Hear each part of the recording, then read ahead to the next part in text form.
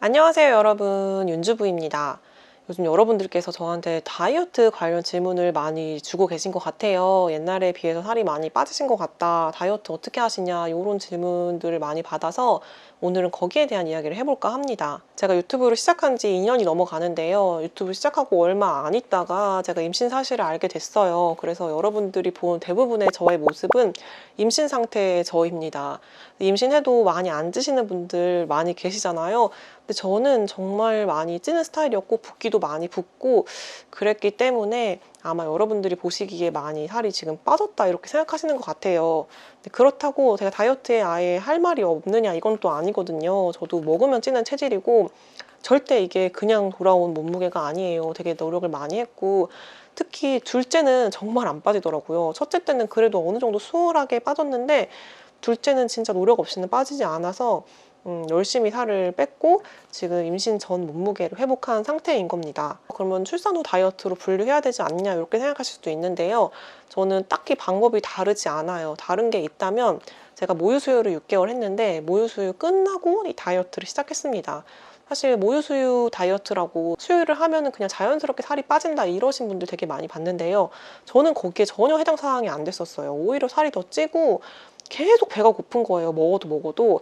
그래서 모유수유 할 때 다이어트는 좀 힘들었습니다. 모유수유 끝나고 다이어트 하시기를 추천드리고요. 출산한 지 1년이 조금 넘어가는 상태거든요. 지금 현재 몸 상태를 알려드려야 될 것 같아서 이렇게 한 달 전에 한 인바디도 가져왔습니다. 참고로 저는 운동을 거의 하지 않았고요. 지금 필라테스를 하고는 있지만 시작한 지 너무 안 돼서 이게 운동 때문에 이렇게 됐다 하기는 좀 힘든 상황이에요. 이렇게 보시다시피 골격근량이 꽤 있고 체지방량은 별로 없죠. 이런 상태고요. 다 근육량이 보통 이상인 상태입니다. 키 몸무게도 궁금해하실 것 같은데 키는 168.9고요. 몸무게는 이렇게 52kg입니다. 이렇게 보시다시피 제가 37주에 68.5kg였어요. 아기 낳고 이틀 뒤에 63kg까지 빠졌고 조리원 퇴소할 때는 58kg 정도 빠졌어요. 이후로는 정말 몸무게가 안 빠지더라고요. 그래서 모유수유 끝나는 6개월 뒤까지 계속 58kg인 상태로 지냈고요.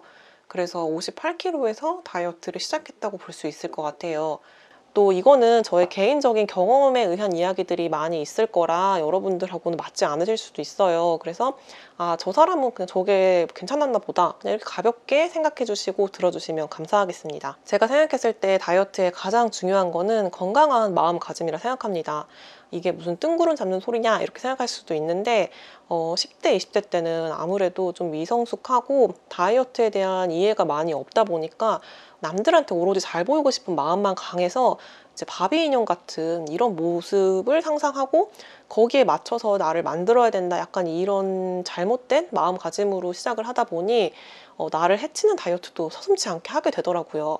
많이 있잖아요. 뭐 포도만 먹는다던가 고기만 먹는다던가 막 극단적인 막 굶는 다이어트 뭐 이런 거 다 포함이 되겠죠.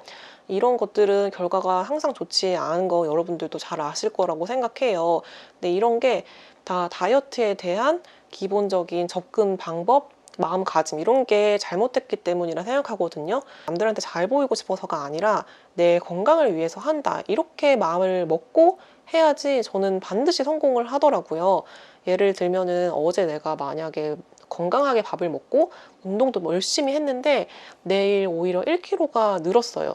이런 경우 저는 되게 많았거든요. 이럴 때 예전에는 어떡하지? 오히려 더 늘었네. 나는 살이 안 빠지는 체질인가 봐. 나는 안 되나 봐. 막 이렇게만 생각을 하고 남들이 또 살 쪘다고 뭐라 하면 어떡하지? 또 이 바지 안 맞는다고 이상해 보이면 어떡하지? 막 이런 생각들을 하고 약간 망상에 가깝지 않았나 싶을 정도로, 근데 지금은 오로지 저의 건강 때문에 다이어트를 하거든요. 이러면은 오히려 1kg가 늘어도 그냥 대수롭지 않게 생각하게 돼요. 왜 1kg가 늘었지? 물을 많이 마셨나? 아니면 근육이 늘었나? 뭐 이런 물음표가 생길 수는 있겠지만 이거에 절대 집착하지 않고 그렇게 크게 신경을 안 씁니다. 그거보다는 내가 오늘 좀 몸무게가 늘긴 했지만 몸이 더 가벼운데, 오늘 더 건강한 느낌인데, 개운한데, 이런 것들 있잖아요. 이런 거에 더 집중을 하게 되고 그런 숫자에 집착하지 않고 계속해서 내가 생각하는 올바른 다이어트 방법을 할 수 있게 되더라고요. 그래서 꼭 이 마음가짐을 나 자신을 위해서 한다, 이런 생각을 가지고 시작하는 게 중요하다 생각합니다. 그리고 여러분들도 그렇게 하시기를 바래요. 그리고 두 번째로 제가 중요하게 생각하는 건 즐겁게 사는 거예요. 예전에는 바쁘게 사는 거라고 생각을 했는데 바쁘게 살아서만 안 되더라고요. 즐겁게 사셔야 해요. 저 같은 경우는 그랬거든요.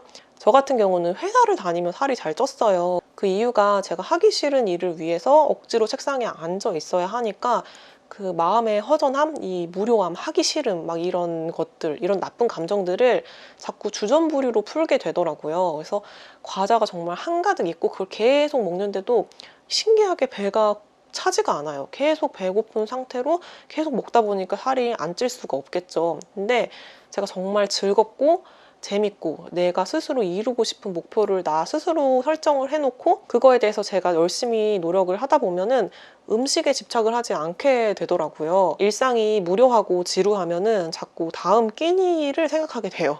점심 뭐 먹지? 저녁 뭐 먹지? 또 어떤 맛있는 걸 먹을까? 이러면서 거기에서만 되게 즐거움을 얻으려고 했던 것 같은데, 그러니까 어떻게 보면은 음식보다 더 큰 즐거움을 내가 만드는 거죠. 그렇지 않으면은 전 자꾸 음식에 집중을 하게 돼서 제 스스로 자꾸 목표를 새로 세워요. 그래서 저는 첫째 낳고 육아하는 게 너무 힘들었거든요. 아기를 들고 업고 밥 먹이고 이런 게 힘들다기보다는 이제 무료하고 재미없고 지루하니까 이런 심적인 것들이 되게 힘들었던 것 같아요. 그래서 이제 단순히 육아만 하지 않고 저는 공부도 하고 막 사업도 하고 이랬거든요.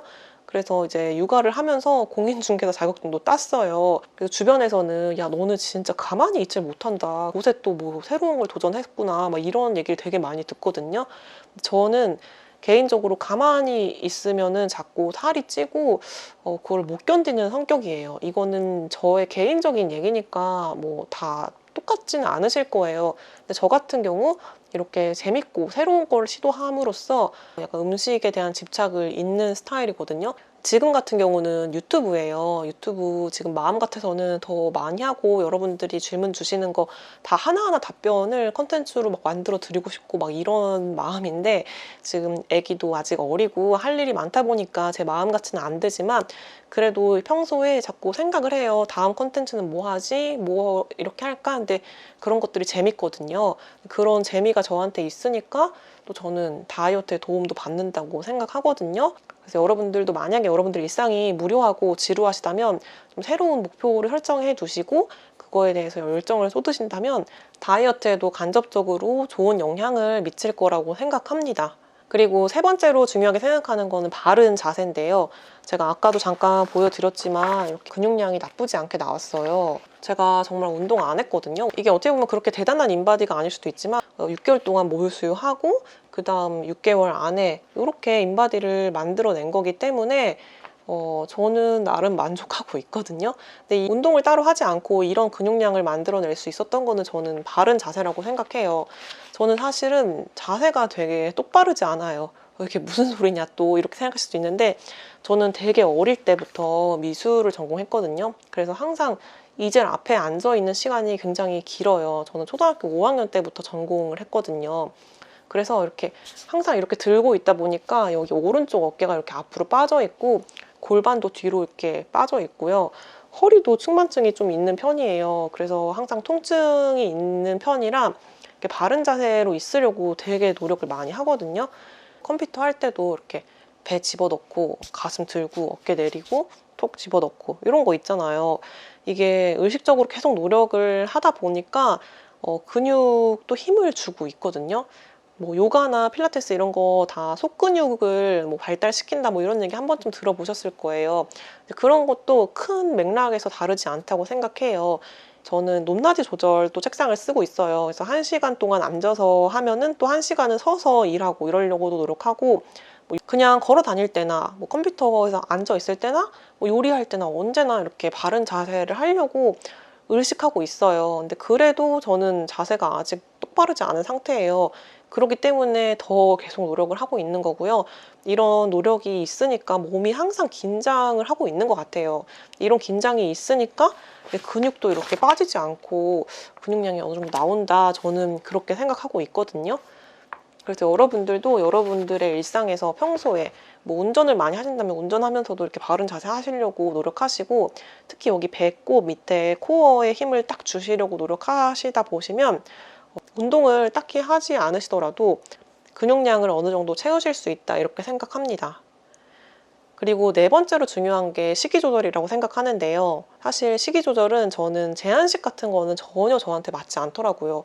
예를 들면 단백질만 먹는다던가, 뭐 아침을 굶는다던가 저녁을 굶는다던가 막 이런 극단적인 것들 있잖아요. 이런 것들은 나중에 집착을 불러일으키더라고요. 예를 들면 탄수화물을 아예 제한한다 하면은 탄수화물에 대한 엄청난 집착이 생겨서 이 다이어트가 끝나고 나면 탄수화물만 엄청 포크식하게 되고, 이런 것들이 반복이 돼서 절대 제한식은 저는 하지 않아요. 그 대신에 간헐적 단식이라고 요즘 부르던데, 그게 저는 되게 잘 맞았거든요.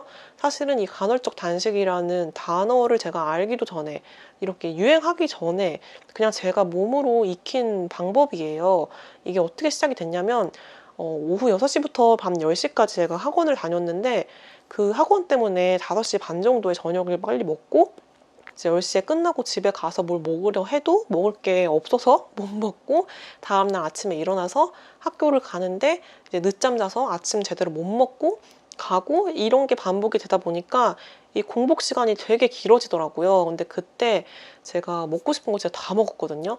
뭐 초코, 아이스크림, 뭐 라면, 뭐 피자 이런 걸 아무리 먹어도 살이 안 찌고 진짜 날씬했어요, 계속. 처음에는 되게 의아했어요. 왜 이렇게 살이 안 찌지? 예전에는 빼려고 아무리 노력해도 안 빠지더니. 근데 아무리 생각해도 공복 시간이 긴 거, 그거밖에 차이가 없더라고요. 그래서 그때 깨달았죠. 아, 공복 시간이 길면 살이 안 찌는구나. 근데 그러고 몇 년 뒤에 TV에서 갑자기 간헐적 단식 막 이러면서 그런 게 또 알려지기도 하고 이래서, 아, 내가 했던 게 간헐적 단식이었나 보다, 막 이렇게 생각을 했거든요. 적어도 저한테는 그게 가장 맞았어요. 그렇게 힘들지도 않았고 할만했고 효과도 좋았고. 물론 이것도 맞지 않으시는 분들이 계실 수도 있겠죠. 여기서 조금 더 빠르게 감량을 해야겠다 싶으면은 탄수화물을 아예 제한하는 건 아니고 단백질을 조금 더 양을 늘리는 거예요.